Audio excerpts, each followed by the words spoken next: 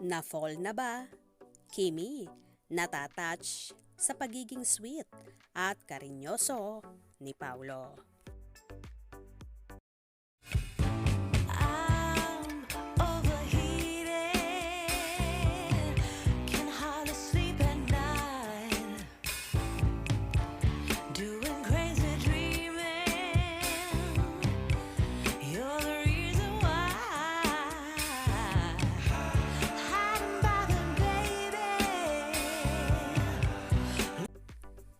Wow!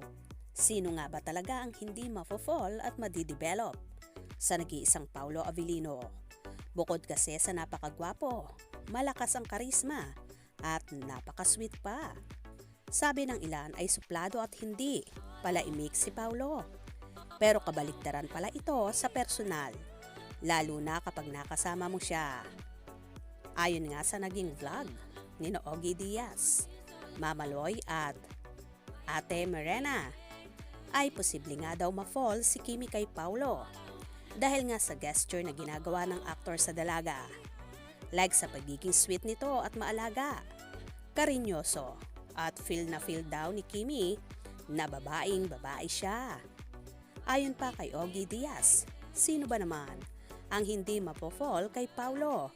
Halos lahat naman yata ay nahuhulog sa kanya. Unti-unti pala ay nahuhulog si Kim Chiu kay Paulo. Oh! Ayun lang nabalitaan ko, ha? Na syempre natatouch si Kim sa mga gestures ni Paulo dahil bukod sa sweet, karinyoso, bukod doon, maasikaso. Yung talaga nararamdaman ni Kim Chiu na babae siya. So, sa mga sinabing ito ni Ogie Diaz at ng kanyang mga kasama, totoo kaya ba na nahuhulog at nadidevelop ng tuluyan si Kim Chiu kay Paulo Avellino? Lalo pa, katatapos lang ng breakup nila ng nobyong si Sian Lim. Posible kaya bang si Paulo ang gumamot sa pusong nagdurugo ni Kimi? Lalo na ngayon na naliling sila sa isa't isa. Magiging daan kaya ba ang pagiging broken-hearted ni Chinita Princess para tuluyang mauwi sa relasyon ang sa kanilang ni Paulo kung ano man ang namamagitan ngayon? Well, abangan na lang natin kung ano pa ang mga mangyayari, lalo pat napapabalita na nagkabalikan daw sina Paulo at Janine Gutierrez. Kung ganon, paano na kaya si Kim Chiu?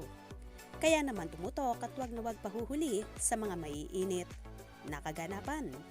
Anong inyong magiging reaction sa bidyong ito? Comment below.